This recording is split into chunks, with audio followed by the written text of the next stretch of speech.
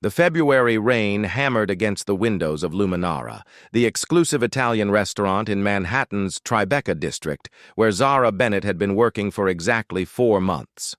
Her hands were still cold from the walk through the downpour, her carefully pressed white shirt now slightly damp at the shoulders, and the tight bun she'd spent 20 minutes perfecting that morning was already coming loose. She was 7 minutes late for her shift.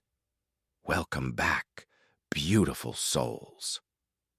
Before we dive into this intense story of loyalty, danger, and love behind the Mafia boss, be sure to hit that subscribe button, smash the like, and drop a comment telling me where you're watching from. Every click helps us keep bringing you these incredible tales you don't want to miss. Zara, where the hell have you been? Marco, the floor manager, grabbed her elbow as she rushed through the kitchen, his usual composure completely shattered. His eyes were wild with something she'd never seen before, genuine fear. The subway was delayed, she started, tying her black apron around her waist with practiced efficiency. Never mind that. He cut her off, his fingers digging into her arm. Table 12, private dining room, VIP section. You're serving them tonight. Zara froze, her hands stilling on the apron strings. What? That's Sophia's section. She's been here for 3 years. Sophia's grandmother had a stroke. She left an hour ago. Marco's voice dropped to an urgent whisper. Listen to me very carefully, Zara. These men, they're not just important, they're dangerous. Don't look at them too long, don't ask questions, don't make mistakes. Just serve, smile, and be invisible. The intensity in his voice made her stomach knot. Zara had worked in restaurants since she was 16, putting herself through community college, saving every penny to help her grandmother in Florence. Yes, Florence, Italy, the place where she'd spent the first 8 years of her life before her mother brought her back to the States after her father died. The place where her nonna still lived, barely surviving on her pension, refusing to leave the tiny apartment where she'd raised 4 children. Who are they? She asked, smoothing down her apron. Marco's eyes darted around the kitchen like he was afraid the walls had ears. Associates of Dante Moretti. The name hit her like a physical blow. Everyone in this restaurant, hell, everyone in this part of Manhattan, knew that name. Dante Moretti. The man who owned Luminara and a dozen other high-end establishments across the city.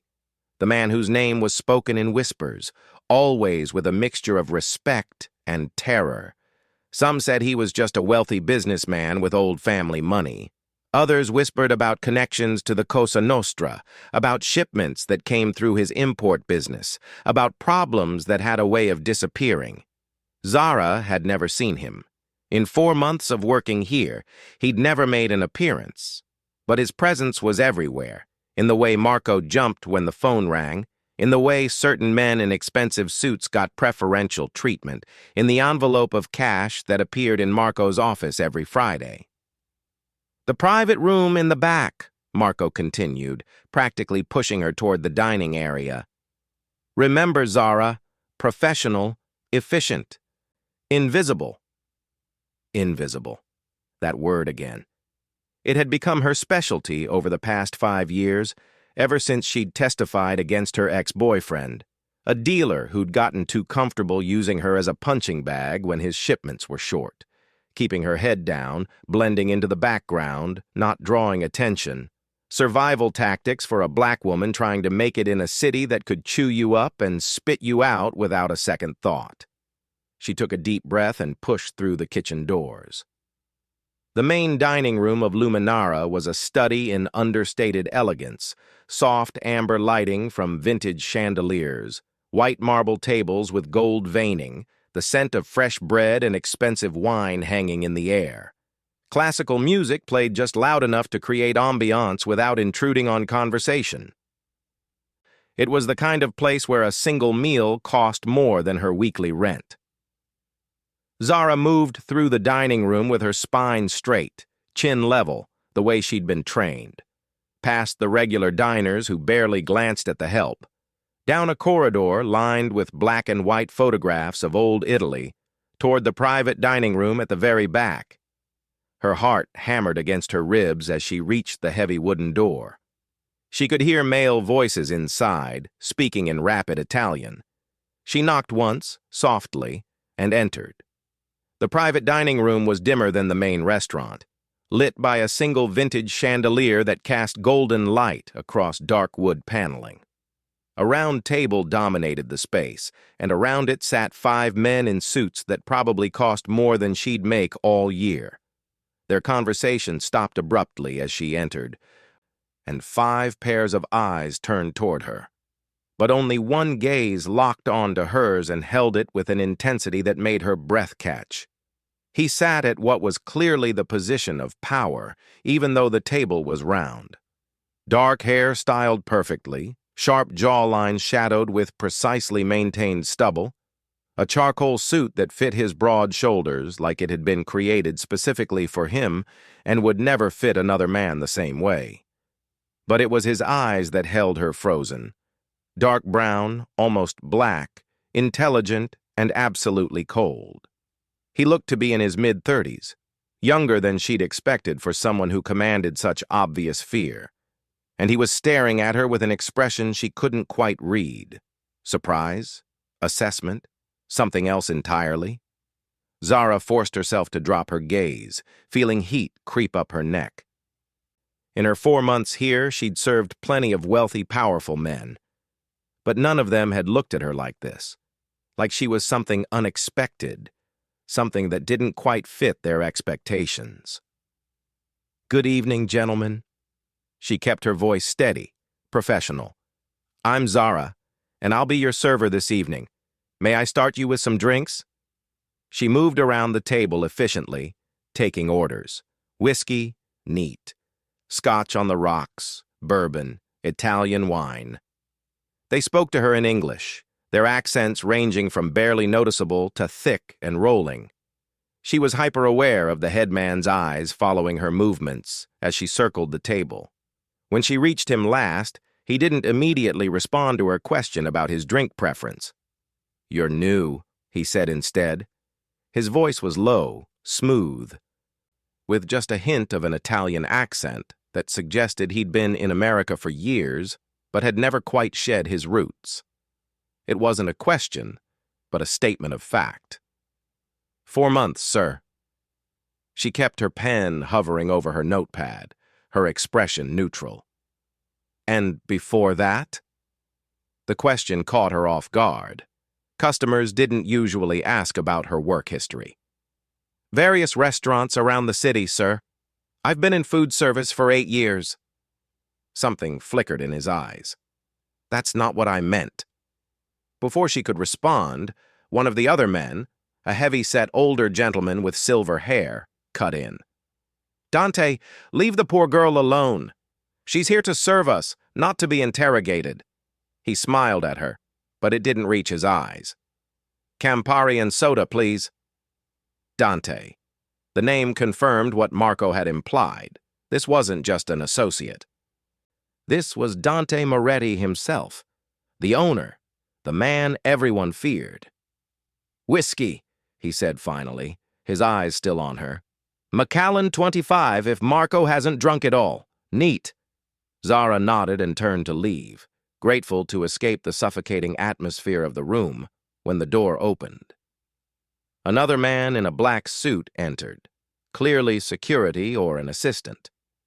He moved directly to Dante, bending down to whisper something in his ear. She used the distraction to slip out, not releasing the breath she'd been holding until she was halfway down the corridor. Something about that room, about him, made the air feel thinner. At the bar, she placed the drink orders with hands that trembled slightly. "You met him," the bartender, an older Italian man named Giuseppe, said knowingly. It wasn't a question. She nodded, not trusting her voice. Giuseppe shook his head as he poured the Macallan with reverent care. "Be careful, ragazza. Men like Dante Moretti, they see things others don't. They remember things others forget." Zara wanted to ask what he meant. But he'd already turned away, arranging the drinks on her tray with meticulous precision. When she returned to the private room, the atmosphere had changed. The conversation was quieter, more intense. Papers were spread across the table. This was business, the kind that probably shouldn't be conducted in a restaurant, but when you owned the restaurant, she supposed you made your own rules. She distributed the drinks silently, trying to be as unobtrusive as possible. As she placed the Macallan in front of Dante Moretti, her phone vibrated in her apron pocket. Zara never, ever took personal calls during shifts. But her nonna had been sick for the past 3 months, a respiratory infection that refused to clear, made worse by the damp Florence winter and her refusal to spend money on adequate heating. She'd been sending her every spare dollar she had, but it wasn't enough. It was never enough. She kept her phone on vibrate, volume low, just in case. Just in case the nurse from the clinic called. Just in case something happened and she needed to know. After placing the last drink, she stepped back toward her station against the wall and discreetly pulled out her phone. It was the clinic's number. Her heart dropped into her stomach. They wouldn't call unless it was serious, unless Nona had taken a turn for the worse, unless... She glanced at the table. They were deep in conversation, voices low but heated. Speaking in rapid Italian about percentages and territories and shipments. The kind of conversation that confirmed every whisper she'd ever heard about Dante Moretti. Zara took 2 steps toward the door and answered, keeping her voice barely above a whisper. Pronto, nonna? The Italian slipped out automatically, the way it always did when she was stressed or scared. The language of her childhood, of Sunday dinners and nonna's laughter and her father's bedtime stories. Signorina Bennett? The nurse's voice was tight with concern. Your grandmother. She's asking for you. The infection has spread to her lungs. The doctor says... The nurse didn't need to finish. Zara closed her eyes, her free hand clenching into a fist at her side as the nurse gave her the details. Pneumonia, intensive care, days, maybe a week if the antibiotics worked. Sto arrivando, she whispered. I'm coming, even though she had no idea how she would afford a plane ticket, even though she'd used up her meager savings on her grandmother's medical bills. Even though, capisco, grazie. She ended the call, blinking back tears that threatened to spill over. When she opened her eyes, the entire room was silent. All 5 men were staring at her. But Dante Moretti's gaze was different now, sharper, more focused, like a predator that had just discovered unexpected prey. His head tilted slightly, his eyes narrowing with interest. She realized with a sinking feeling that she'd just spoken fluent Italian in front of them. Native, accent-perfect Florentine Italian. I apologize for the interruption, she stammered, slipping her phone back into her pocket, switching back to English. Would you gentlemen like to order your meals now? But the damage was done. She could feel it in the way the air had changed, in the way Dante was looking at her. Not through her anymore, but at her, really seeing her for the first time. The dinner proceeded with excruciating slowness. Zara moved in and out of the room like an automaton, bringing courses, refilling drinks, clearing plates. Each time she entered, she felt Dante's eyes on her, tracking her movements with an interest that made her skin prickle with awareness. The men shifted between English and Italian in their conversation, sometimes mid-sentence. They talked about shipping routes and customs officials, about merchandise and arrangements, about percentages and territories. She kept her face carefully blank, even though she understood every word they said. Even though she knew she was hearing things she shouldn't, things that could get a person hurt. Invisible, professional, just part of the furniture. By the time dessert and coffee were served, her nerves were completely frayed. The weight of her grandmother's illness pressed on her chest like a physical thing. She needed to figure out how to get to Florence. She needed to find money for a ticket. She needed... Signorina. Dante's voice cut through her spiraling thoughts. She turned to find him holding out a leather check holder. The other men were gathering their things, preparing to leave. "Yes, sir?" "The check." She took it from him, their fingers brushing for just a moment. His skin was warm, and the brief contact sent an unexpected jolt through her. When she returned with his credit card and the receipt, he signed it with a flourish, then held it out to her. His fingers lingered on the leather as she took it, just a moment too long. "Grazie, Zara," he said, her name rolling off his tongue in perfect Italian, with the correct emphasis on the first syllable that Americans always got wrong. She nodded, not trusting herself to speak, and stepped back as they gathered their things. They filed out of the room, Dante last. At the door, he paused and looked back at her. His expression was unreadable, assessing, calculating, deciding something. "Buonanotte," he said, and then he was gone. Zara exhaled shakily and began clearing the table with trembling hands. When she opened the check holder to collect her tip, she froze. $500 bills. Her hands shook as she counted them again, and again. $500, more than she made in 2 weeks. It was too much. Way too much. But even as she thought it, she knew she couldn't refuse. This money could pay for her grandmother's medication, could keep her comfortable for another month. She pocketed the cash and finished cleaning up, her mind racing. An hour later, the restaurant had finally emptied. Only a few staff members remained, doing closing duties. Zara untied her apron, exhausted to her bones, her grandmother's situation weighing on her like a stone. "Zara." Marco appeared at her elbow as she collected her coat from her locker. His face was pale. "Mr. Moretti wants to see you before you leave." The world tilted slightly. "What? Why?" Marco gave her a strange, almost pitying look. "He's in the office. Top floor." Her legs felt like they were made of water as she climbed the narrow stairs to the 3rd floor, a level of the restaurant she'd never been to. Marco's office was on the 2nd floor. She didn't even know what was up here. The hallway was different from the rest of the restaurant, more private, darker. A door at the end stood slightly ajar, warm light spilling out. She knocked, her heart hammering. "Come in." His voice was unmistakable. Zara stepped inside, and her breath caught. The office was stunning, all dark wood and leather, with floor-to-ceiling windows overlooking the glittering Manhattan skyline. A massive desk dominated the space, and behind it sat Dante Moretti. He'd removed his jacket, rolled up his shirt sleeves to reveal surprisingly muscular forearms marked with subtle tattoos. A single desk lamp cast dramatic shadows across his face. He wasn't alone. A large man stood by the door, security definitely. His stance was wide, his hands clasped in front of him, his eyes tracking her every movement. "Sit, per favore."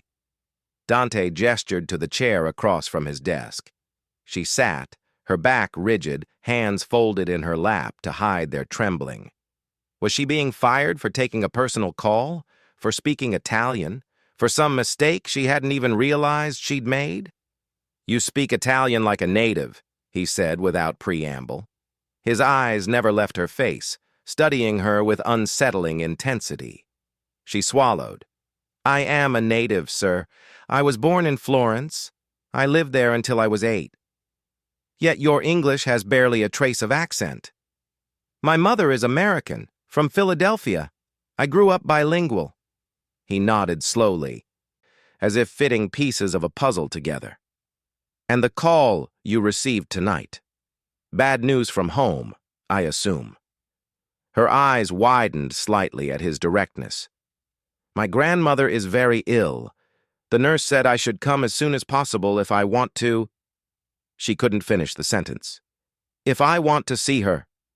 To her horror, tears welled in her eyes. She blinked them back furiously, not wanting to show weakness in front of this man. But something flickered across his face. Not quite sympathy, but perhaps understanding. He opened a drawer in his desk and removed a slim black folder, sliding it across the polished surface toward her. "Open it," he commanded softly. With hesitant fingers, she flipped it open. Inside was a first-class plane ticket to Florence, departing tomorrow morning, and an envelope that, when she peeked inside with shaking hands, contained more cash than she'd ever seen at once, thousands of dollars. She looked up at him, confusion and suspicion warring in her chest. "I don't understand." "I need someone who speaks native Italian to accompany me on a business trip," he said, leaning back in his chair. "My usual translator has fallen ill. The trip is for 2 weeks, Florence and Rome. The ticket is yours, as is the advance payment if you agree to work for me during this time." Her mind raced.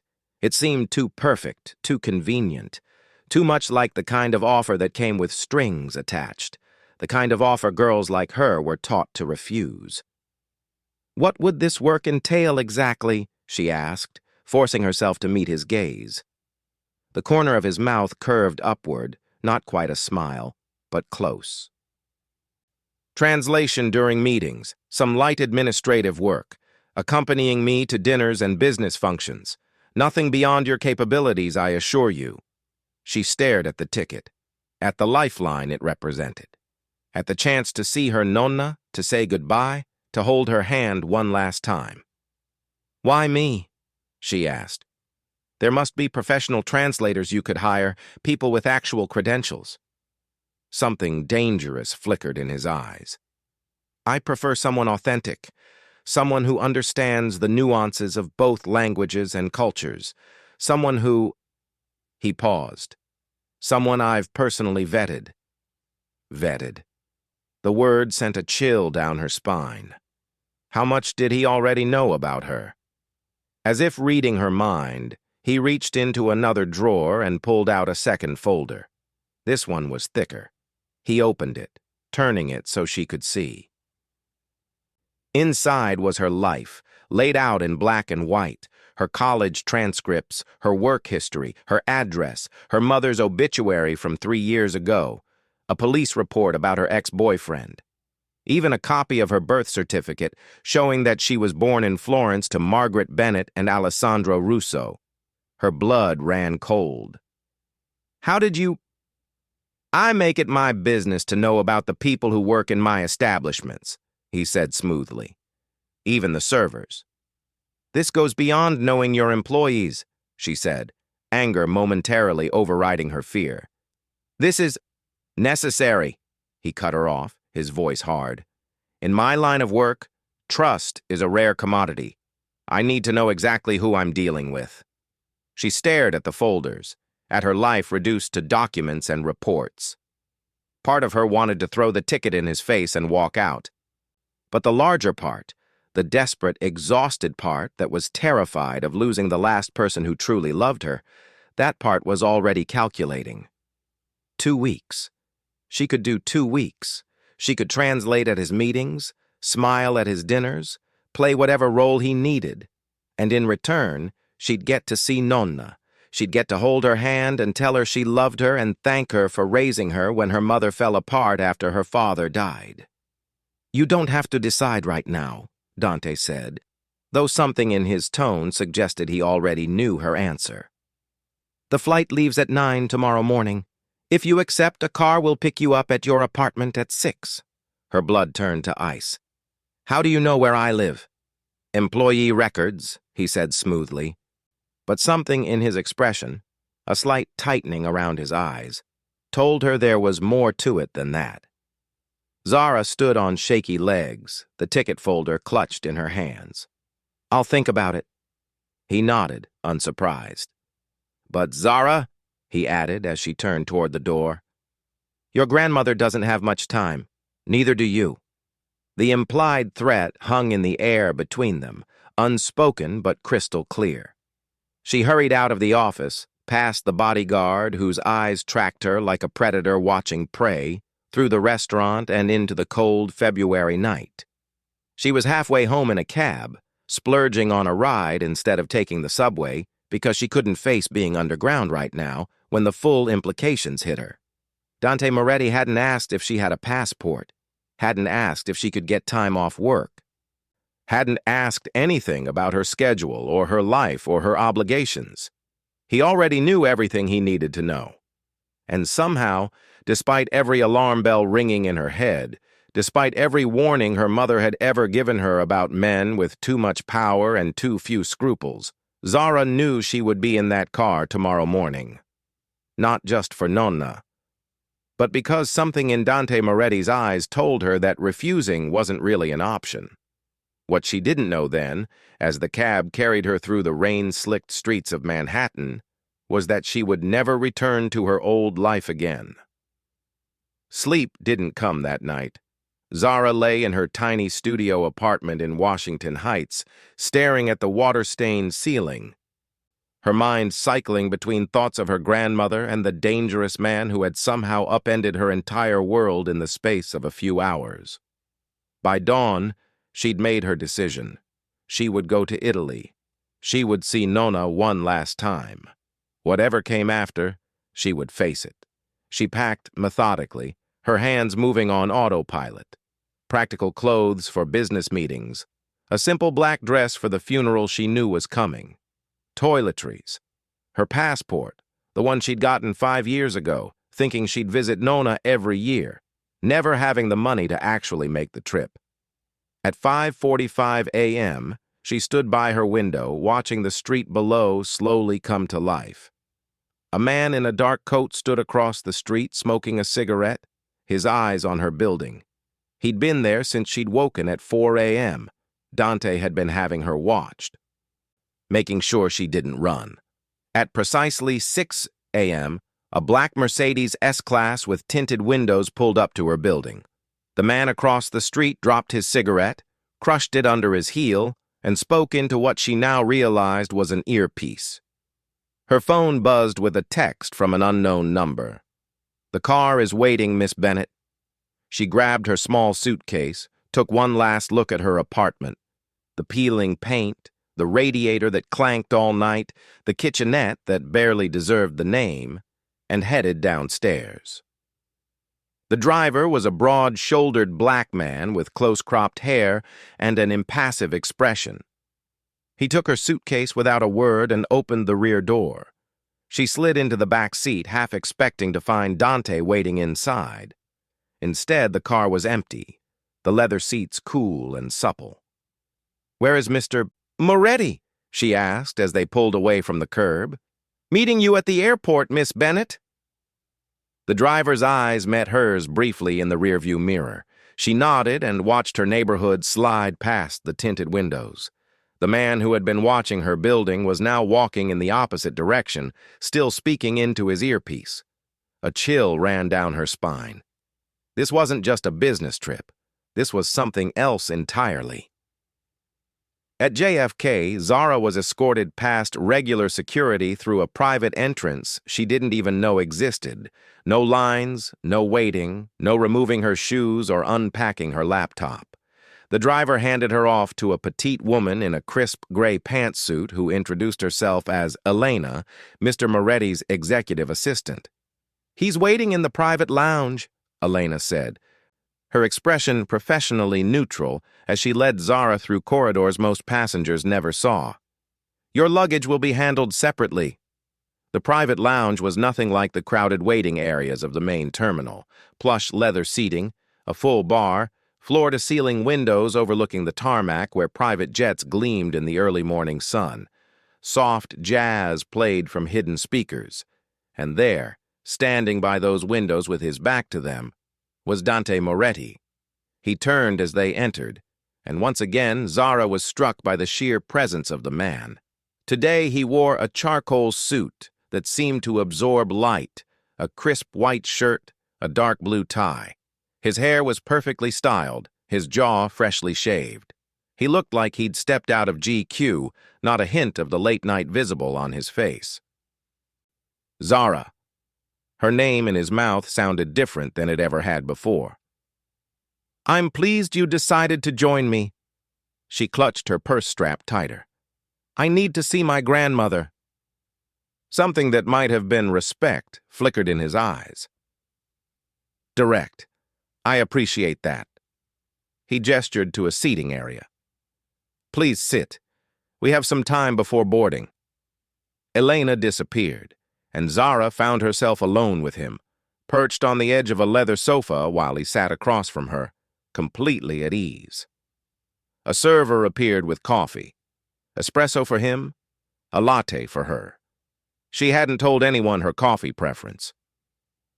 I took the liberty of having some clothes sent to the plane for you, he said, watching her over the rim of his cup. Business attire appropriate for the meetings we'll be attending. Her spine stiffened. I brought clothes. I'm sure you did. His tone made it clear what he thought of her wardrobe. These are simply additional options. Consider it part of your compensation. She wanted to refuse, to tell him she didn't need his charity. But something in his expression stopped her. This wasn't charity. This was control. This was him establishing the parameters of their arrangement. When will I be able to see my grandmother? She asked, changing the subject. He set down his cup. We arrive in Florence early tomorrow morning, local time. You'll have the afternoon free to visit her. After that, I'll need you for a dinner meeting. Relief washed through her. At least he wasn't going to keep her from Nonna immediately. Now, he continued, leaning forward slightly, let's discuss what I expect from you during this trip. For the next 20 minutes, he outlined her duties, translating during meetings with Italian business associates who preferred not to speak English, accompanying him to dinners and social functions, handling some correspondence in Italian, nothing that seemed outwardly inappropriate or impossible, yet the undercurrent of his words, the way his eyes never left hers, the implicit understanding that she was now in his orbit, made her skin prickle with unease. Do you have any questions? He asked when he'd finished. 1,000, but only one that mattered. Why me? Really? He studied her for a long moment, his expression unreadable. Then he leaned back, crossing one ankle over his knee. You want the truth? He asked. Yes. I saw your name on the employee roster 4 months ago. Bennett, but your file said you were born in Florence, so I did some digging. His eyes held hers. Your father was Alessandro Russo. Your grandfather was Antonio Russo. The names hit her like a physical blow. She barely remembered her father, just fragments of memories, a deep laugh, strong hands lifting her up, the smell of his cologne. He died when she was 6, a heart attack according to her mother, who'd never wanted to talk about it. My grandfather died before I was born, she said slowly. He did. Dante's voice was quiet now. He died working for my father, in service to our family. The world seemed to tilt. What? Antonio Russo was one of my father's most trusted men. When a shipment went wrong, when the police got too close, your grandfather took the fall. He went to prison rather than give up my father's name. He died there, 3 years into his sentence. Her grandmother had never told her this, had never told her that her grandfather, the man whose photograph she kept on her nightstand, whose memory she honored every year on the anniversary of his death, had been a criminal, had been connected to the Mafia. My father owed your family a debt, Dante continued, a debt that was never properly repaid. When I saw your name, I was curious. When I learned about your grandmother, your circumstances, your language skills, he paused. I saw an opportunity to settle that debt and acquire a valuable asset at the same time. I'm not an asset, she said, her voice shaking with anger. I'm a person. You're both. His tone was matter-of-fact, not cruel, but not apologetic either. In my world, Zara, everything and everyone has value. The question is whether that value is recognized and compensated. Our flight is ready. Elena appeared in the doorway, tablet in hand. Whenever you're prepared, Mr. Moretti. Dante stood, buttoning his suit jacket. Shall we? Zara followed him through another private exit, directly onto the tarmac where a sleek white private jet waited, its engines already humming. No commercial flight, despite the first-class ticket. Of course not. The interior was stunning, cream leather seats that looked more like thrones, polished wood accents, soft lighting, only 8 seats plus a lounge area and what appeared to be a private bedroom at the rear. 2 flight attendants greeted them with deferential smiles. And to her surprise, Elena was already seated, typing on her laptop. The large bodyguard from last night was there too, sitting near the front. "Make yourself comfortable," Dante said, gesturing to a seat. "It's a long flight." Zara sank into the butter-soft leather, acutely aware that she was now truly trapped. 30,000 feet in the air with a man who had investigated her family history, who knew about her grandfather's criminal past, who had leveraged her grandmother's illness to get exactly what he wanted. Once they reached cruising altitude, a flight attendant brought champagne, which she declined, and then a garment bag, which she hung in a closet Zara hadn't noticed. "Your wardrobe, Miss Bennett," the attendant said with a practiced smile. Dante had moved to sit with Elena, their heads bent over documents, speaking too quietly for Zara to hear. She tried to distract myself with the book she'd brought, but the words swam before her eyes. Eventually, exhaustion from her sleepless night overtook her, and she drifted off. She woke to a gentle touch on her shoulder. For a disoriented moment, she thought she was home. Then her eyes focused on Dante Moretti's face, inches from hers, and reality crashed back. "We're stopping to refuel," he said, straightening. "Stretch your legs if you'd like. We have about an hour." She blinked, looking out the window to see darkness had fallen. A small airfield stretched beyond the glass. "Where are we?" she asked, her voice husky from sleep. "Iceland." He was shrugging into a coat. "There's a lounge inside if you'd like to freshen up." Iceland. They were over the Atlantic Ocean, thousands of miles from anything familiar. She grabbed her purse and followed him down the steps of the plane into frigid air that made her gasp. Her breath clouded in front of her as she hurried across the tarmac to a modern building. Inside, Dante spoke briefly with his bodyguard, then disappeared down a hallway with Elena, leaving Zara momentarily alone. The realization hit her like a thunderbolt. This could be her chance. She could ask for help, try to get away. But then what? She was in Iceland without money, without a plan. And Nonna was still waiting for her in Florence. She found the women's restroom and locked herself in a stall, trying to breathe through the panic rising in her chest. What had she gotten herself into? This man had compiled a dossier on her family, had leveraged her grandmother's illness, had her on his private plane headed to Italy. Yet he hadn't actually threatened her, hadn't harmed her. His interest was unsettling, but was it dangerous? By the time she emerged, having splashed cold water on her face, she had decided to continue. She would see Nonna, fulfill whatever duties Dante required, and then reassess. She found a small cafe and ordered tea, cradling the warm cup between her cold hands. "Feeling better?" Dante's voice made her jump. He slid into the seat across from her, his own cup of espresso in hand. She nodded, not trusting her voice. "Your grandmother's condition has stabilized slightly," he said, watching her face. "I had my people check with her facility. The doctor believes she'll hold on until we arrive." She nearly dropped her cup. "You checked on her?" "It would be unfortunate if we arrived too late," he said simply. "I dislike wasted journeys." His callousness should have angered her, but instead, an odd relief washed over her. Whatever his motives, he'd ensured Nonna would survive until she could see her.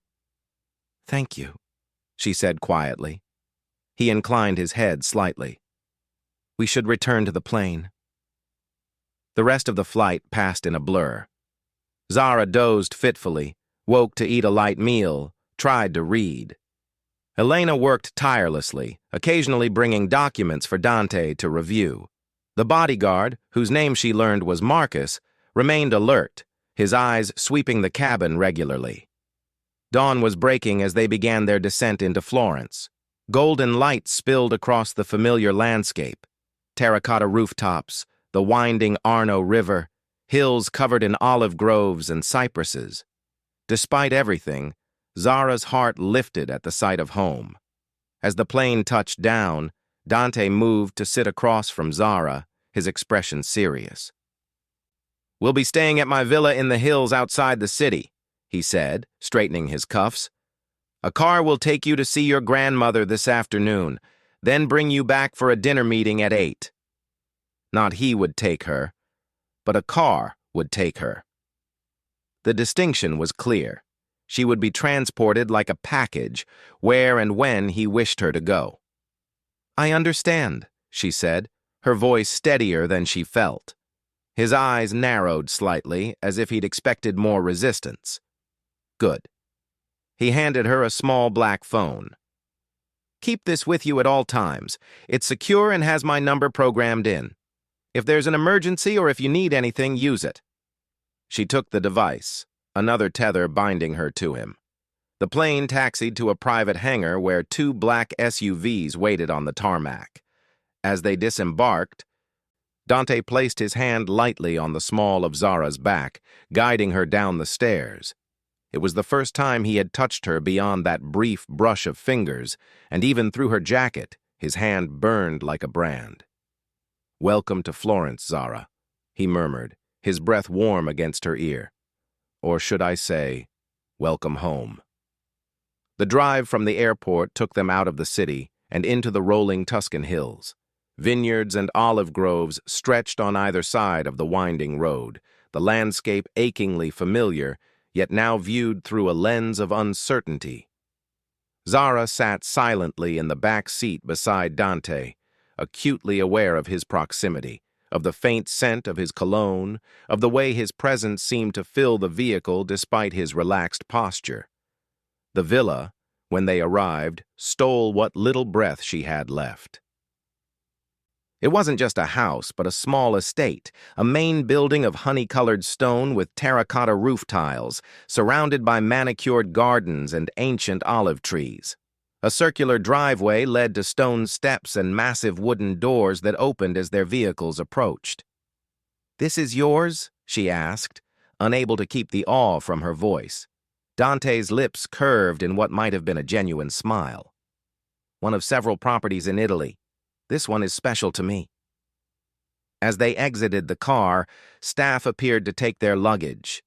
Dante spoke to them in rapid Italian, his accent flawless, but with a cadence that marked him as American-born. Zara caught fragments, instructions about her room, the dinner preparations, security protocols. He turned to her. "Maria will show you to your room. Rest, shower, eat if you wish. The car will be ready at 2 to take you to your grandmother." With that, he disappeared into the villa, Elena and Marcus trailing in his wake, leaving Zara with an older woman whose kind face was at odds with the opulence surrounding them. "Come, signorina," Maria said in Italian, gesturing for her to follow. "You must be exhausted from your journey." Zara followed her through the villa, trying not to gape at the soaring ceilings, the antique furniture, the artwork that looked museum-worthy. Maria led her up a grand staircase to the second floor, down a corridor, and finally to a set of double doors, which she opened with a flourish. "Your suite, signorina. If you need anything, please use the house phone by the bed to call for me." Zara stepped inside and nearly gasped. The room was larger than her entire apartment in New York. A 4-poster bed draped in cream linens, a sitting area with a fireplace, floor-to-ceiling windows that opened onto a private balcony overlooking the Tuscan countryside. An ensuite bathroom gleamed with marble and contained both a shower and a soaking tub big enough for 2. Her suitcase had already been delivered and placed on a luggage rack. But what caught her eye were the garment bags hung carefully in the open closet, at least a dozen of them. She approached slowly and unzipped one to reveal an elegant navy dress that looked to be exactly her size. Another contained a tailored blazer and pants in deep burgundy. Designer labels, probably tens of thousands of dollars worth of clothing. On the bed lay a small velvet box with a note card beside it. With trembling fingers, she opened it to find a delicate gold necklace with a single sapphire pendant. The card read simply, "For tonight's dinner." DM Zara sank onto the edge of the bed, the necklace clutched in her hand, the full weight of her situation crashing down on her. She was in Dante Moretti's world now, surrounded by his wealth, dependent on his generosity, subject to his control. And with every passing hour, every gesture, every gift, the invisible chains around her tightened. Yet in just a few hours, she would see her grandmother one last time. And for that chance, she had accepted this deal with a man whose true nature and intentions remained a mystery. Zara slept fitfully for a few hours, exhaustion finally overcoming her racing thoughts. When she woke, sunlight streamed through the windows, casting golden patterns across the plush carpet. She showered in the marble bathroom, the water pressure perfect, the scented toiletries arranged like offerings. After drying off, she discovered her own clothes had been laundered and pressed, hanging neatly alongside the new wardrobe Dante had provided. She deliberately chose her own jeans and sweater, a small act of defiance, reclaiming what little autonomy she could. A light knock at the door announced Maria, bearing a tray of coffee, fresh fruit, and pastries. "The car will be ready at 2, as Mr. Moretti promised," Maria said in Italian. "Is there anything else you need, Signorina?" Zara shook her head, returning the woman's warm smile. "No, thank you, Maria." Maria hesitated, her kind eyes studying her. "If I may say so, it is nice to have a compatriot in the house. Mr. Moretti's guests are usually—" She trailed off, perhaps remembering her place. "Usually?" Zara prompted gently. Maria pressed her lips together, then said carefully, "Not as genuine as you seem to be, Signorina." With a small curtsy, she left. Zara ate slowly, savoring the perfectly ripe berries and the flaky cornetto that transported her instantly back to her childhood. Through the open balcony doors, the Tuscan countryside stretched before her, olive groves silvering in the breeze, cypress trees standing like sentinels against the blue sky. In another lifetime, this would have been paradise. At precisely 2 p.m., Zara descended the grand staircase to find a driver waiting in the foyer. Not Dante, not Elena, not even Marcus. Just a professional driver in a dark suit who nodded respectfully. "Miss Bennett, the car is ready." "Is Mr. Moretti not joining me?" she asked, surprised at the disappointment that colored her tone. "Mr. Moretti has business in the city. He asked me to ensure you arrive safely and to take as much time as you need with your grandmother." The drive to the hospice facility took nearly 40 minutes, winding through the hills and then into the outskirts of Florence. Zara watched the familiar landscape roll by, memories flooding back with each landmark they passed. The small cafe where Nonna used to buy her gelato after school, the church where her parents were married, the park where she'd had her first kiss, fumbling and sweet at 15. The hospice was a modern building set in quiet gardens, its architecture at odds with the ancient city surrounding it. The driver opened her door and handed her a bouquet of lilies she hadn't noticed him carrying. "Mr. Moretti thought you might want to bring these," he said. "I'll wait for you, however long you need." Zara swallowed the lump in her throat, nodding her thanks as she took the flowers. Their sweet scent filled her nostrils as she walked through the automatic doors, her heart pounding. At the reception desk, she gave her grandmother's name, and the nurse's eyes widened slightly. "Ah, Miss Bennett. Yes, we've been expecting you. Your grandmother is having a good day today." The nurse lowered her voice. The new medication Mr. Moretti arranged has made her much more comfortable. Zara froze. Mr. Moretti arranged medication? The nurse nodded, looking slightly confused. Yes, the specialist from Switzerland arrived this morning. Didn't you know? She shook her head, speechless. Dante had flown in a specialist. While she'd been sleeping on his plane, he'd been making arrangements for her grandmother's care. The nurse led her down a corridor to a private room, another of Dante's arrangements, she assumed. The nurse opened the door, announcing softly, "Signora Russo, look who's here." The woman in the bed bore little resemblance to the vibrant grandmother of Zara's childhood. Her once plump cheeks were hollow, her skin papery and translucent. But when she turned her head and saw Zara, her eyes, the same warm brown as Zara's, lit up with recognition and joy. "Zara, mia cara nipote." Her voice was weak but clear. "My dear granddaughter." Zara rushed to her bedside, setting the lilies aside to take her frail hands in her own. "Nonna," she whispered, tears spilling down her cheeks. "I'm here." The nurse discreetly left them alone, closing the door softly.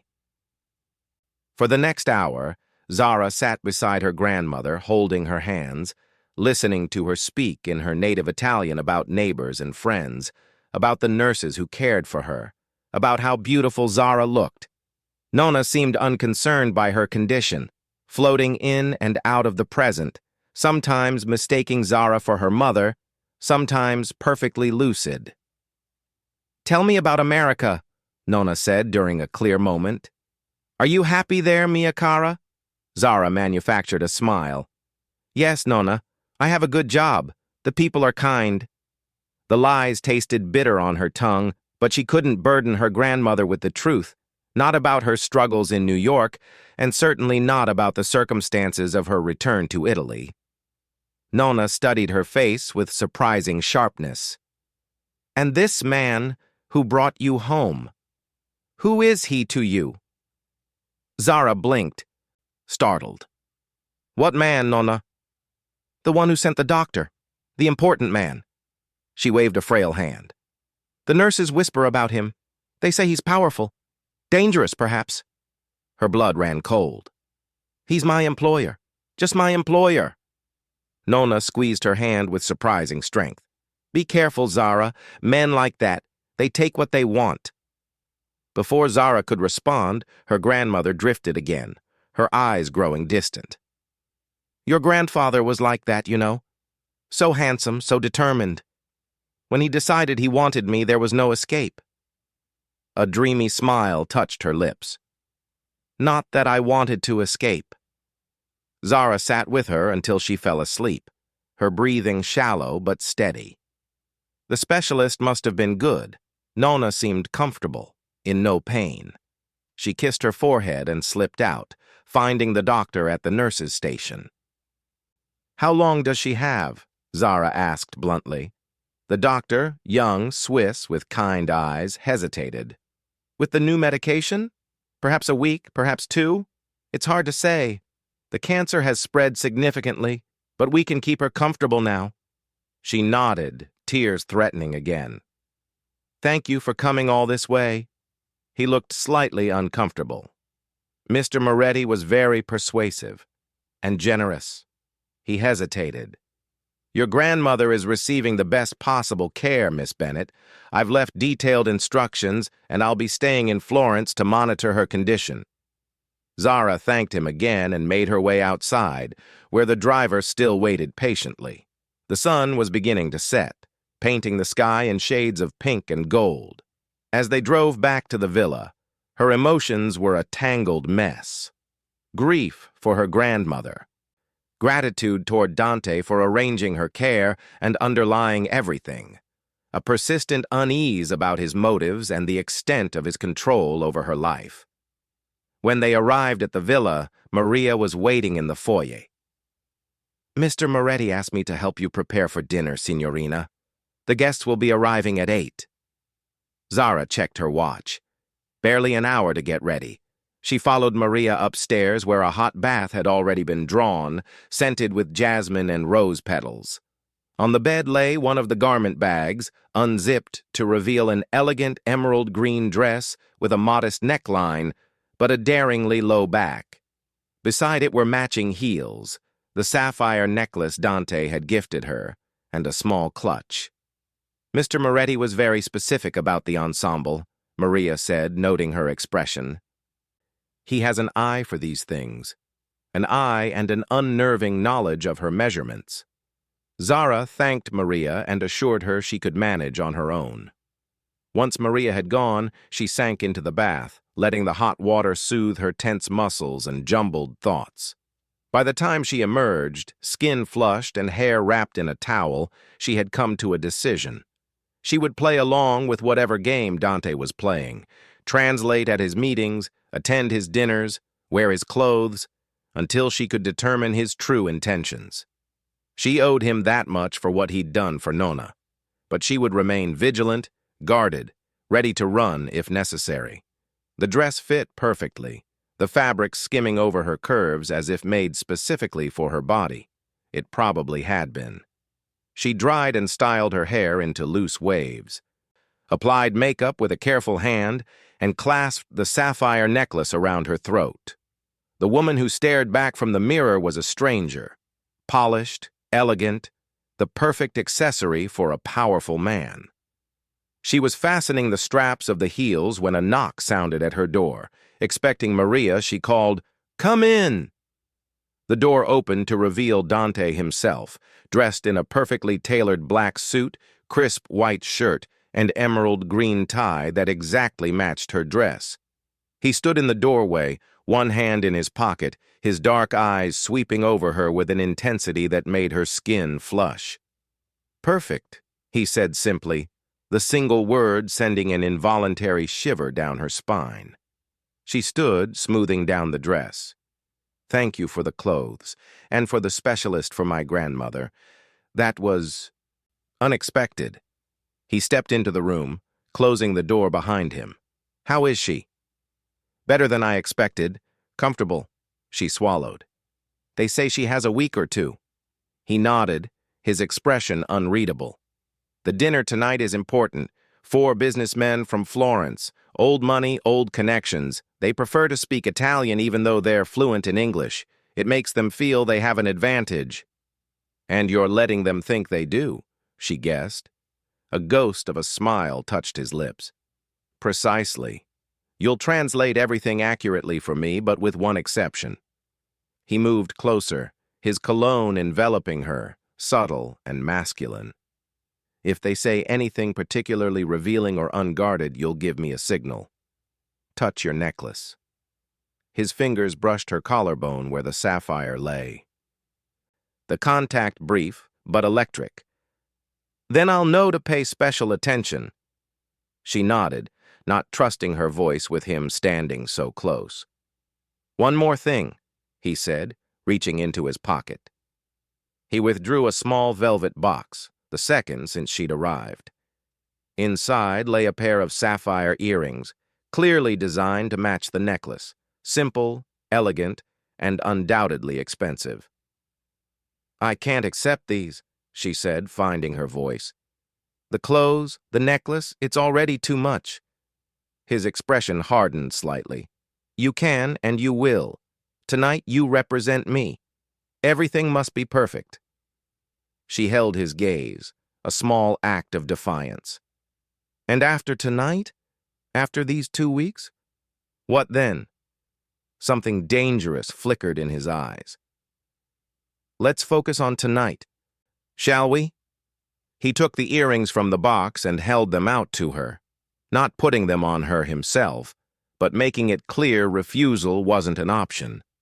She took them, their fingers brushing, and put them on, feeling their weight against her neck. Another gift, another invisible chain. "The guests are arriving," he said, checking his watch. "Shall we?" He offered his arm, and after a moment's hesitation, she took it. His forearm was solid muscle beneath the expensive fabric of his suit. They descended the staircase together, and Zara could feel the eyes of the staff on them, curious, speculative. In the grand dining room, a table had been set for 6 with fine china, crystal, and silver. Elena was already there, speaking quietly with the staff. She looked up as they entered, her eyes flickering over Zara with professional assessment. "The Conti brothers have just arrived," Elena informed Dante. "They're in the drawing room with Signor Vitale. Ferrante is en route, 5 minutes out." Dante nodded and guided Zara toward the drawing room, his hand warm and proprietary on the small of her back. "Remember," he murmured in her ear as they approached the door, "you're not just a translator tonight. You're an extension of me, my eyes and ears." The drawing room was a masculine space of leather and wood, with a crackling fire and the scent of expensive cigars already hanging in the air. 3 men turned as they entered, 2 who bore the similar features of brothers, perhaps in their 60s, and a younger man with sharp eyes and a sharper suit. "Gentlemen," Dante said in English, his hand still firm on Zara's back, "allow me to introduce Zara Bennett, my associate. Zara, meet Lorenzo and Paolo Conti and Stefano Vitale." Zara smiled politely as the men's eyes assessed her with varying degrees of subtlety. Lorenzo Conti, the elder brother, kissed her hand with old-world charm. Paolo merely nodded. Stefano Vitale's gaze lingered a beat too long, his handshake a fraction too familiar. The conversation shifted immediately to Italian, rapid and colloquial. "You didn't tell us you'd found such a beautiful assistant, Moretti," Lorenzo said, his eyes still on Zara. "Where have you been hiding her?" "Miss Bennett recently joined my organization," Dante replied in perfect Italian. "She'll be assisting with our discussions tonight." "And she speaks Italian?" Paolo asked skeptically. Zara smiled. "I was born in Florence, signore," she replied in flawless Tuscan Italian. "I lived here until I was 8. The men exchanged glances, clearly reassessing her. Before they could ask more questions, a staff member announced the arrival of the final guest. Carlo Ferrante entered the room. Unlike the others, he was younger, perhaps 45, and carried himself with the easy confidence of old money. His eyes found Zara immediately, his smile predatory. "Dante," he said, embracing the younger man with the familiarity of an old friend or rival. "You've outdone yourself this time." Dante's hand tightened almost imperceptibly on Zara's waist. "Carlo, allow me to introduce Zara Bennett, my associate." Ferrante took her hand, holding it longer than necessary. "Enchanted," he said in Italian. "Truly enchanted." Dinner was announced, and they moved to the dining room. Dante seated Zara at his right hand, Ferrante directly across from her. Wine was poured, appetizers served, and the conversation flowed. Business mixed with personal reminiscences, politics, sports. Zara translated discreetly when needed, leaning close to Dante's ear, feeling his warmth, breathing in his scent. By the main course, the wine had loosened tongues, and the conversation turned to the true purpose of the meeting, a textile manufacturing company Dante wanted to acquire, which had ties to all 4 men. "The price you're offering is insultingly low," Paolo Conti said bluntly in Italian. "The company is hemorrhaging money," Dante replied smoothly in the same language. "I'm doing you a favor by taking it off your hands." "The machinery alone is worth 3 times what you're offering," Lorenzo countered. "The machinery is outdated," Dante said. "It would cost millions to modernize." The conversation grew more heated, more technical. Zara translated faithfully, impressed despite herself at Dante's command of the business details and his negotiating skills. He was ruthless but fair, pressing advantages without being greedy. Then, as dessert was being served, Ferrante leaned toward his companions and said in rapid Italian, assuming Dante wouldn't catch it, "Let him have the company. The real value is in the property underneath, the land rights. He doesn't know about the development plans for that district yet." Zara's fingers instinctively touched the sapphire at her throat. Dante's eyes flicked to her hand, then back to Ferrante, his expression never changing. "Gentlemen," he said in English, "I believe we're making progress. Let me propose revised terms." He outlined new conditions that included, to her surprise, full property rights to all company holdings, including land and development potential. The four Italians froze, exchanging alarmed glances. Ferrante's eyes narrowed as they fell on Zara. "You said she was just an assistant," he said in Italian, voice cold. "I said she was my associate," Dante corrected also in Italian, "and a very valuable one." The atmosphere in the room shifted, tension crackling beneath the veneer of civility. Zara kept her expression neutral, but her heart hammered in her chest. She had just exposed something these men had tried to hide, something potentially worth millions based on their reactions. Negotiations continued for another hour, growing increasingly complex.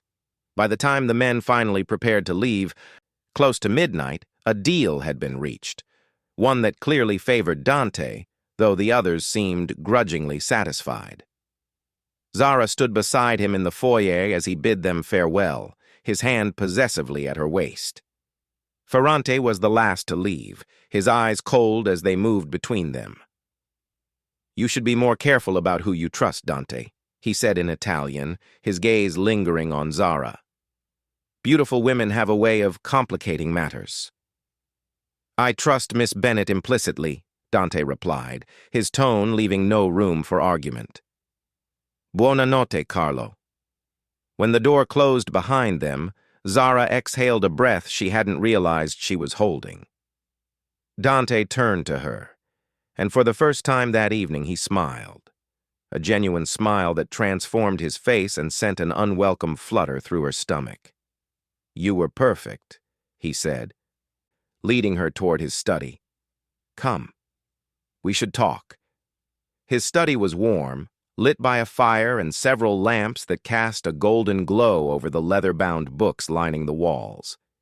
He poured 2 glasses of amber liquid from a crystal decanter and handed one to her. "To a successful negotiation," he said, raising his glass. She sipped the whiskey, letting it burn a path down her throat. "Those land rights, they're important." "Very." He loosened his tie, the gesture strangely intimate. "What they're not telling me is that the city has plans to rezone that entire district for commercial and residential development. The land value will quadruple in 2 years." "And if they'd kept that information hidden?" His eyes met hers over his glass. "I would have paid fair market value for worthless manufacturing equipment and missed an opportunity worth tens of millions." She set her glass down, suddenly exhausted. "Why are you telling me this? Why involve me in something that's clearly not entirely legal?" He moved closer, his presence overwhelming in the confined space. "Because you've proven your value tonight. And because I want you to understand what you're part of now."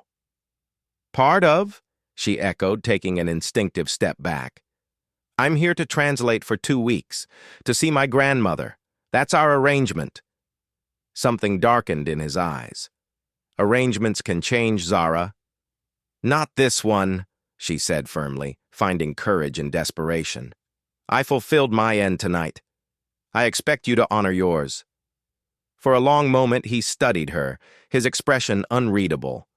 Then, to her surprise, he nodded. "Of course. You'll see your grandmother whenever you wish. The car and driver are at your disposal." Relief washed through her. "Thank you." "But," he continued, taking another step toward her, closing the distance she'd created, "I think we both know this arrangement has evolved beyond what we initially discussed." Her back hit the bookshelf as she retreated. He placed a hand on the shelf beside her head, effectively caging her in. His face was inches from hers, his cologne enveloping her, his eyes dark and intent. "You felt it tonight," he said, his voice low. How well we work together. How perfectly you fit into my world. I don't belong in your world, she whispered, her voice betraying her with its tremor. Don't you? His free hand came up to touch the sapphire at her throat, his fingers brushing her skin. You wear it as if you were born to it. She couldn't deny the electricity between them, the way her body responded to his proximity despite all her mental warnings. It terrified her. This unwanted attraction to a man who collected people as casually as he collected businesses, who'd had her investigated, who'd orchestrated this entire situation. I should go, she said, trying to step sideways, away from his intoxicating presence. It's late. His hand moved from the necklace to cup her cheek, gentle but firm. Zara, he said, her name almost a caress. Don't run from this. From me. I don't even know who you really are, she protested weakly. What you really do. A shadow crossed his face. Perhaps that's for the best. For now. Before she could respond, before she could think. His lips were on hers, surprisingly gentle for a man who took what he wanted without asking. The kiss was brief, questioning rather than demanding, and he pulled back before she could decide whether to respond or resist. Buona notte, Zara, he said, stepping away, releasing her from the cage of his presence. Sleep well. She fled, her heart pounding, her lips burning from his kiss, her mind a chaos of conflicting emotions. In her room, she stripped off the beautiful dress and the sapphires, scrubbed the makeup from her face, and stood under the shower until her skin was raw and pink, trying to wash away the feel of him. But as she slipped between the silk sheets of the enormous bed, she knew with sinking certainty that no amount of water could cleanse her of Dante Moretti. For better or worse, she was marked by him now, branded by his kiss, chained by his gifts, bound by whatever dangerous game he was playing. And the most terrifying part wasn't that she didn't know the rules of his game. It was that despite everything, a part of her wanted to play. Sleep came in fitful bursts, Zara's dreams a chaotic blend of her grandmother's frail face, Ferrante's cold eyes, and Dante's lips on hers. She woke just after dawn, tangled in silk sheets, her heart racing. For a moment, she stared at the ornate ceiling, trying to gather her scattered thoughts. Then, with sudden clarity, she reached for the phone Dante had given her. No missed calls, no messages. She hadn't really expected any. She pulled herself from bed and padded to the balcony, wrapping a plush robe around herself against the early morning chill. The Tuscan countryside spread before her, bathed in the golden light of dawn, mist clinging to the valleys between rolling hills. So peaceful, so normal. A stark contrast to the turmoil within her. Her own phone, her real one, not the one Dante had given her, lay on the nightstand. She picked it up, hesitating only a moment before dialing the hospice. A nurse answered, her voice hushed. She assured Zara that Nonna had a comfortable night, that the new medication was working well, that she was sleeping peacefully now but asking for her.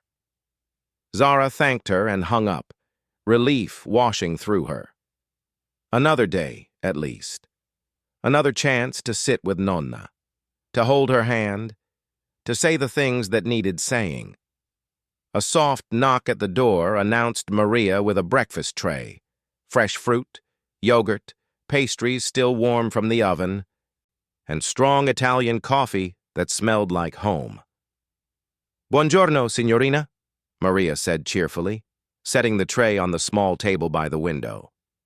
Did you sleep well? Well enough, Zara lied, accepting the cup of coffee Maria poured for her. Thank you, Maria. Maria busied herself opening the curtains wider to let in more light, straightening items on the dresser that didn't need straightening. Zara recognized the behavior. The woman wanted to talk, but was hesitating. Is there something else, Maria? She asked gently. Maria turned, her kind face troubled. The dinner last night, it went well? Zara nodded, sipping her coffee. I believe so. Mr. Moretti seemed satisfied with the outcome. Maria glanced toward the door as if checking they were truly alone, then lowered her voice. Be careful, signorina. Those men, especially Ferrante, they are not good men. Zara's hand stilled halfway to a pastry. You know them? I have worked in this house for 12 years. I have seen many such dinners, many such men. Maria twisted her hands in her apron. And many young women brought here by Mr. Moretti. Her stomach clenched. Many women? Maria nodded, her eyes sad. Some stay a few days, some a few weeks. They wear beautiful clothes, attend his meetings and parties, and then... She trailed off. And then? Zara prompted, her voice barely a whisper. They leave, return to their lives, but changed somehow. Maria's weathered hand covered Zara's briefly. Sadder, perhaps, harder. Mr. Moretti is not cruel, not like some, but he takes what he wants, and when he is finished... The implication was clear. Zara was not the first woman Dante had brought to this villa, dressed up and used for his purposes. Whatever his interest in her, her language skills, her vulnerability, or something else entirely, it would be temporary. And when it ended, she would be discarded like the others.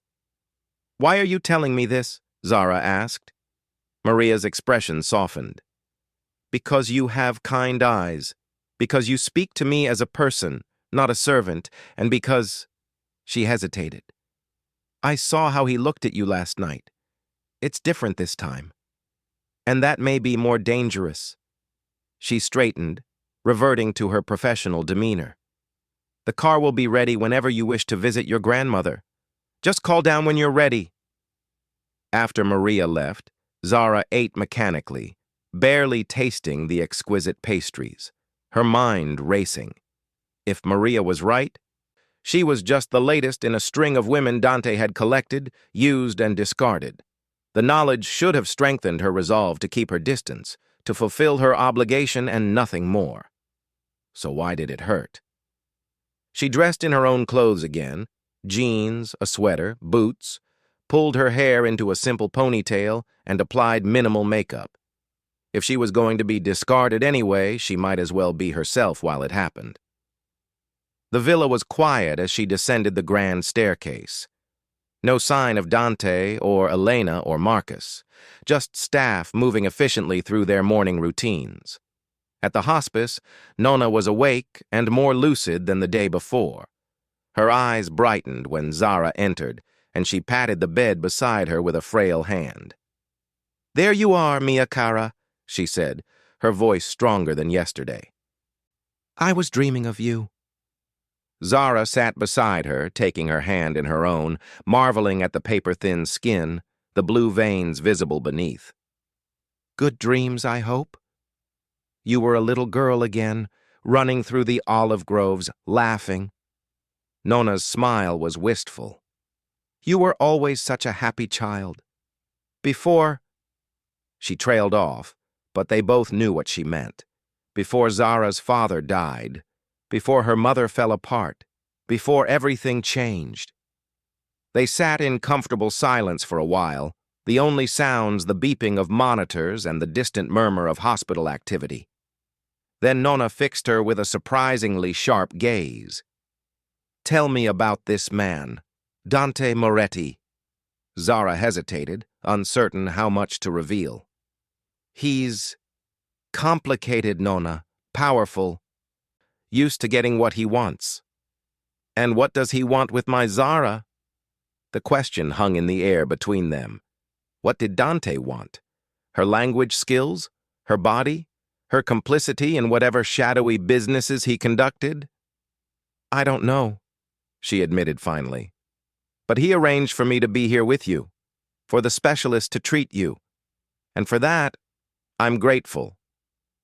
Nonna's eyes narrowed. At what price, mia cara?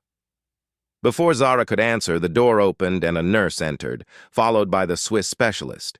They needed to examine Nonna, change her dressings, adjust her medication. Zara stepped into the hallway to give them privacy, leaning against the wall, eyes closed, suddenly exhausted. "She looks better today." The deep voice jolted her upright.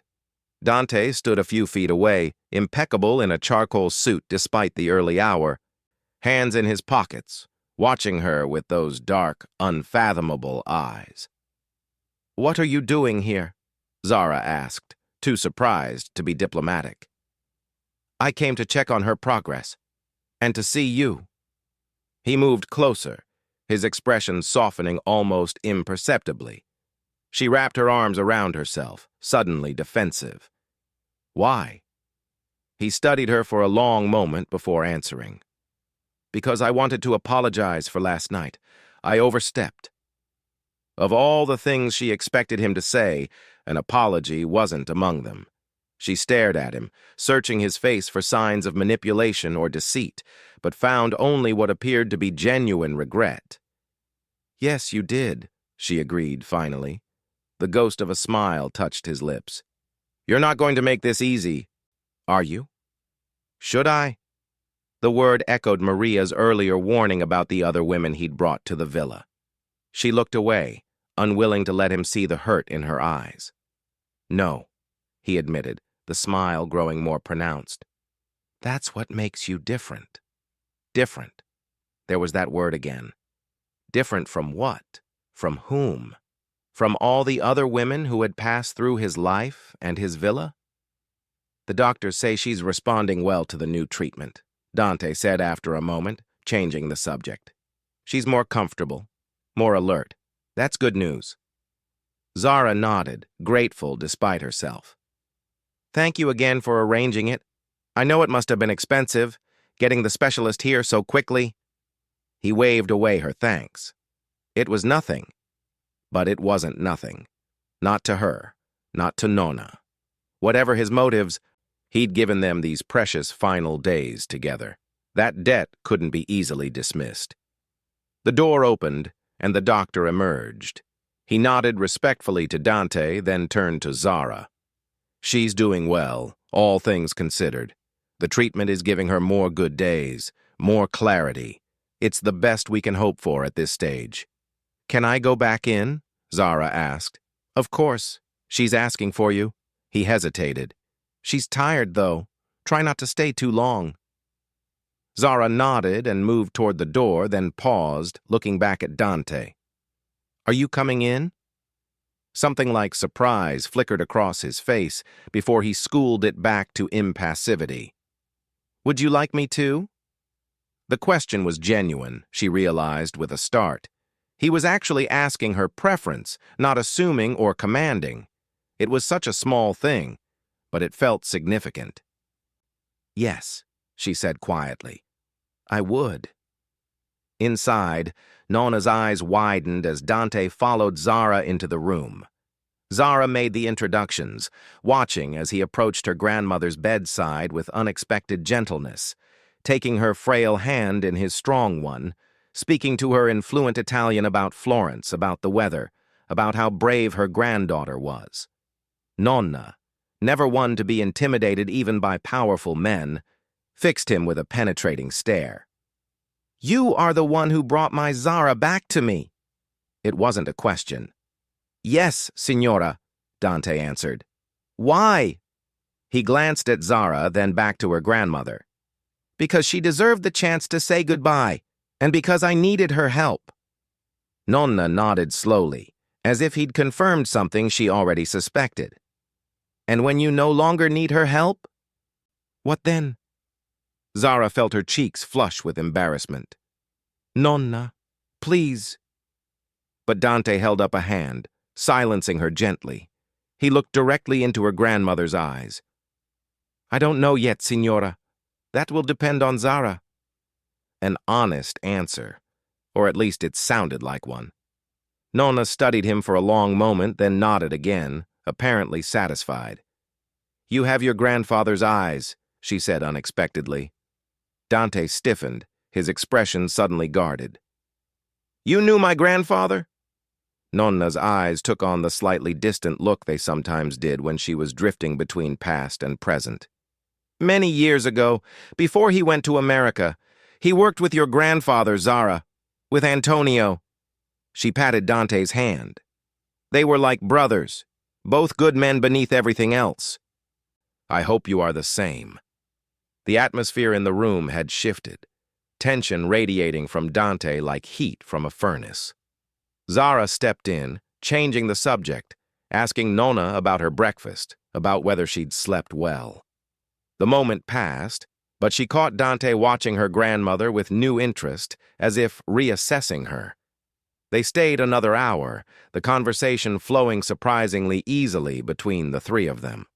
Nona told stories from Zara's childhood, some she remembered, some she didn't. Dante listened intently, asking questions, laughing at the appropriate moments.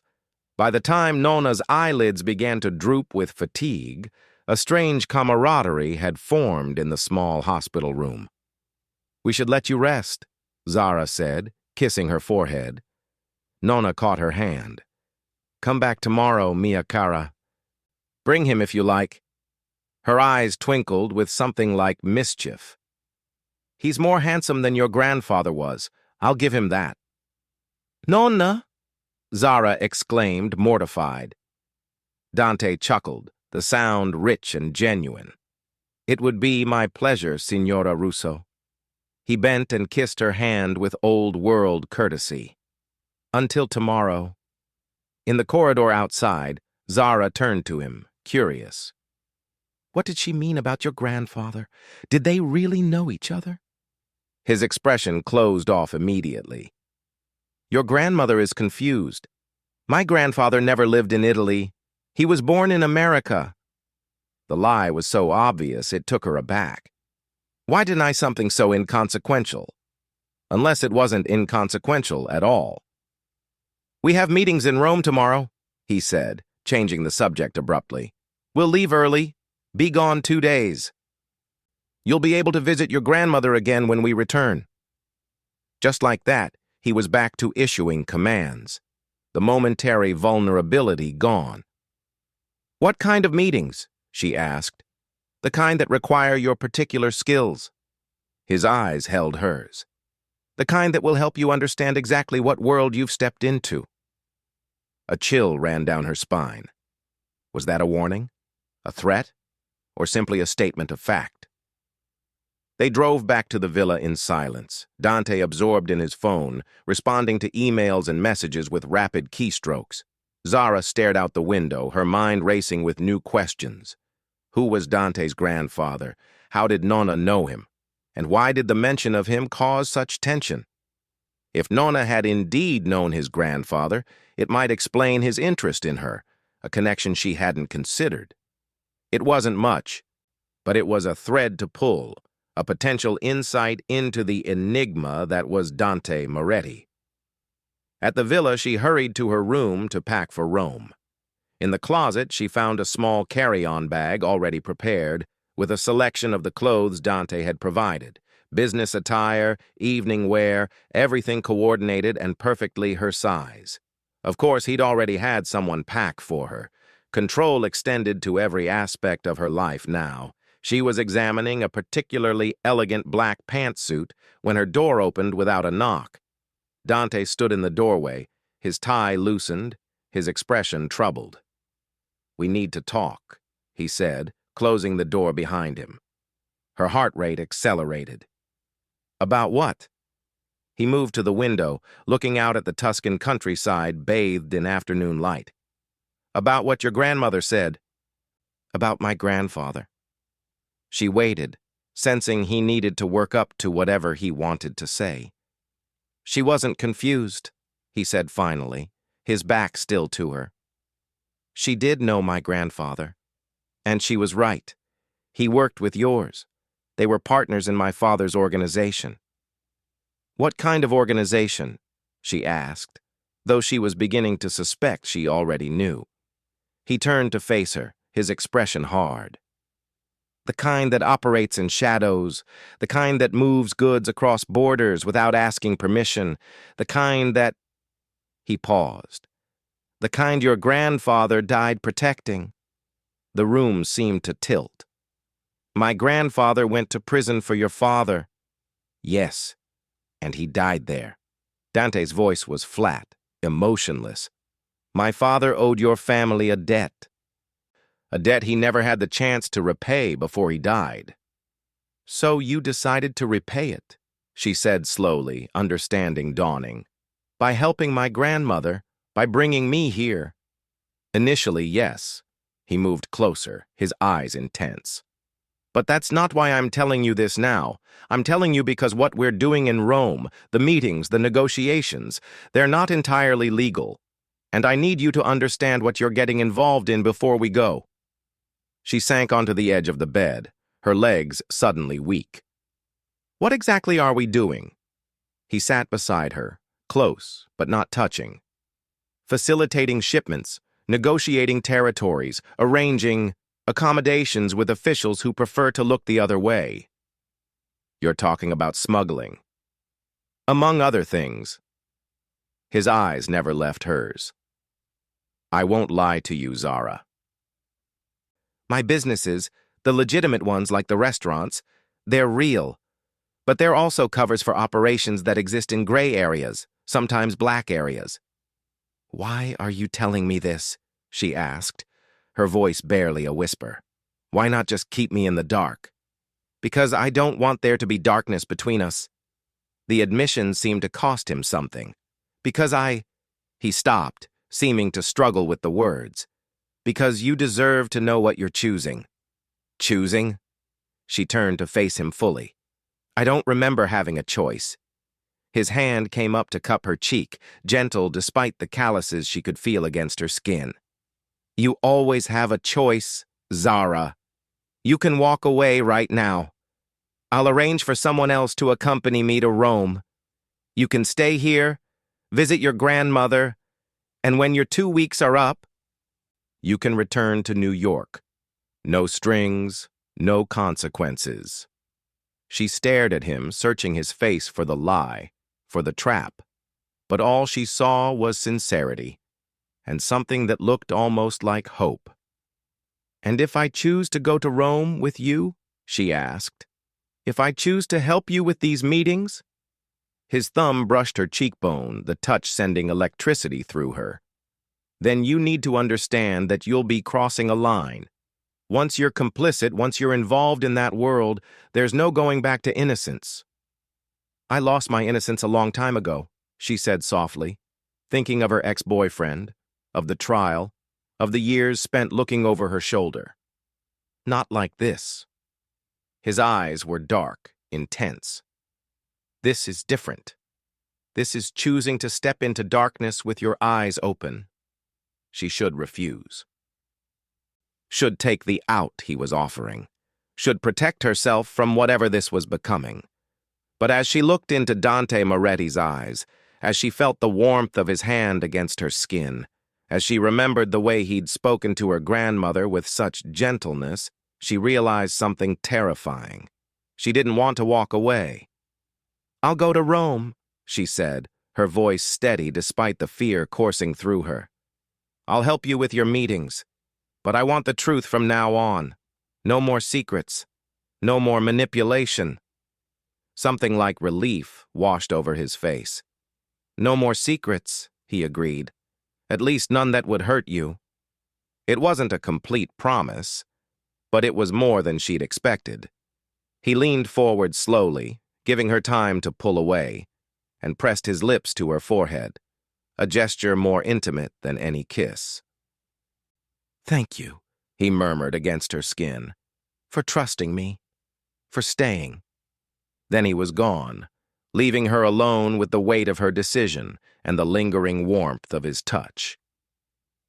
They left for Rome before dawn, the helicopter cutting through the early morning mist as it carried them from the villa to the airport where Dante's jet waited. Elena and Marcus were already aboard, along with 2 other men Zara hadn't met. More security, she assumed. The flight was brief, less than an hour. Dante worked on his laptop while Elena briefed him on the day's schedule. Zara stared out the window, watching the Italian countryside give way to the sprawl of Rome, the ancient city glittering in the morning sun. A convoy of SUVs waited at the private terminal. They drove through Rome's chaotic traffic, past the Colosseum and the Forum, toward a modern office building in the EUR district. Mussolini's contribution to Roman architecture, all clean lines and imposing facades. "Our first meeting is with representatives from a shipping consortium," Dante explained as they rode the elevator to the top floor. "They control most of the container traffic through Civitavecchia and Fiumicino ports. We're negotiating terms for priority handling of certain shipments." "Certain shipments," Zara repeated, understanding the euphemism. His eyes met hers. "Shipments that aren't always properly documented." The meeting room was all glass and steel, with panoramic views of Rome. 4 men in expensive suits waited, their expressions carefully neutral as Dante entered. What followed was 3 hours of intense negotiation, switching between Italian and English, discussing percentages and schedules and insurance payments that Zara now understood were bribes. She translated faithfully, her voice steady, her expression professional. But inside, she was reeling. This was real. This was Dante's world, a world of gray morality and calculated risks, where loyalty was bought and laws were obstacles to be circumvented, and she was helping him navigate it. The second meeting was at a restaurant in Trastevere, seemingly social, but Zara quickly realized it was anything but. The man they met was older, perhaps 70, with the bearing of old Roman aristocracy. They spoke of art and wine and history, but underneath ran a current of negotiation. This man controlled permits, construction licenses, zoning approvals, things that could make or break Dante's legitimate businesses in Rome. By the time they returned to their hotel, a converted palazzo near the Spanish Steps, Zara was exhausted, mentally more than physically. Her suite was adjacent to Dante's, connected by a door that he made a point of leaving unlocked. "In case you need anything," he said, his eyes holding hers with an intensity that made her breath catch. That night, they had dinner in his suite, just the two of them, Elena and Marcus dismissed. Room service brought dishes that seemed designed to seduce: fresh pasta with truffles, wine that tasted like velvet, tiramisu that melted on the tongue. "You did well today," Dante said, pouring more wine. "Better than well. You understand not just the language, but the subtext, the things left unsaid." "I understand that what we're doing is illegal," she said bluntly. "That if we're caught, I could go to prison." "You could," he agreed, his honesty brutal. "But we won't be caught. I'm very good at what I do, Zara." "Because your father taught you?" she asked. "Because you learned from him?" His expression darkened. "My father taught me many things, some good, some—" He trailed off, taking a long drink of wine. "Some I wish I could unlearn." She waited, sensing he wanted to say more. "He was a hard man," Dante continued finally. "Ruthless, brilliant. He built an empire from nothing, but he sacrificed everything for it. His health, his marriage, his relationship with me." "Did you love him?" The question slipped out before she could stop it. He was silent for so long she thought he wouldn't answer. Then, "I respected him. I feared him. I wanted his approval more than anything in the world." He looked at her, something vulnerable in his eyes. "But love, I don't know if he was capable of inspiring that, or if I was capable of feeling it for him." The admission hung between them, raw and honest. Zara reached across the table, covering his hand with hers. "I think you're more capable of love than you give yourself credit for." His fingers intertwined with hers, his grip almost desperate. "Don't make me into something I'm not, Zara. Don't romanticize what I do, who I am." "I'm not," she said softly. "I see you, Dante, all of you, the darkness and the light, and I'm still here." He stood abruptly, pulling her up with him, his hands framing her face. "You shouldn't be," he said, his voice rough. "You should run from me as fast as you can." "Then why did you give me the choice to leave?" she challenged. "Why did you tell me the truth about your business?" "Because I'm selfish," he admitted. "Because I wanted you to choose this, to choose me, even knowing it's wrong." "Maybe I'm selfish too," she whispered. "Maybe I want to choose you anyway." The kiss, when it came, wasn't gentle like before. It was desperate, hungry, filled with all the tension that had been building between them since that first night in the restaurant. His hands tangled in her hair, her fingers clutched at his shirt, and for a moment the world narrowed to just the two of them, just this connection that shouldn't exist but did. When they finally broke apart, both breathing hard, he rested his forehead against hers. "Stay with me tonight," he said. Not a command, but a request. Just stay.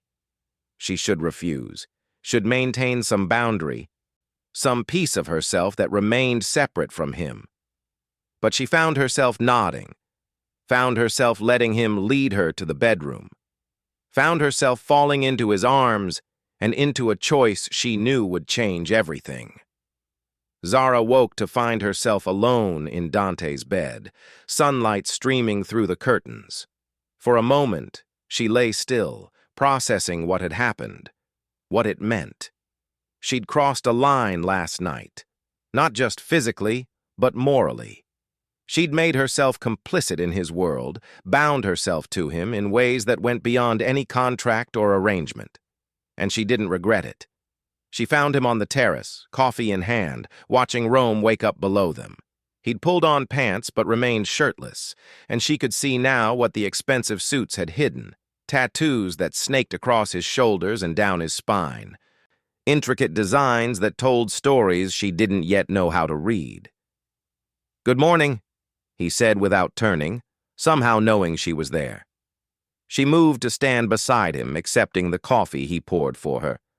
"Good morning." They stood in comfortable silence for a while, watching the city come alive. "Your grandmother," he said finally. "What would she think of this? Of us?" Zara considered the question.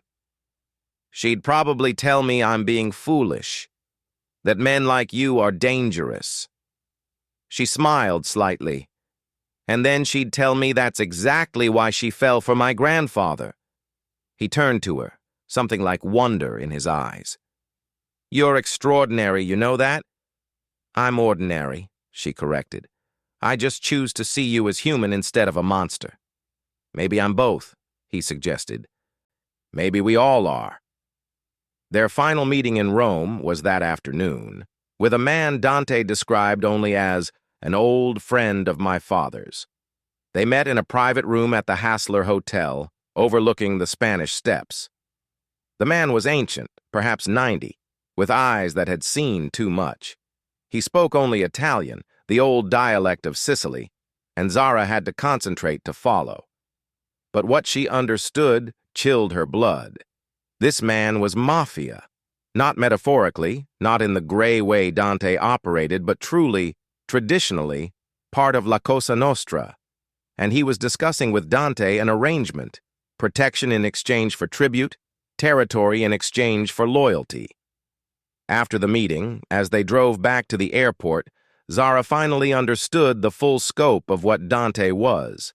He wasn't just a businessman who operated in gray areas.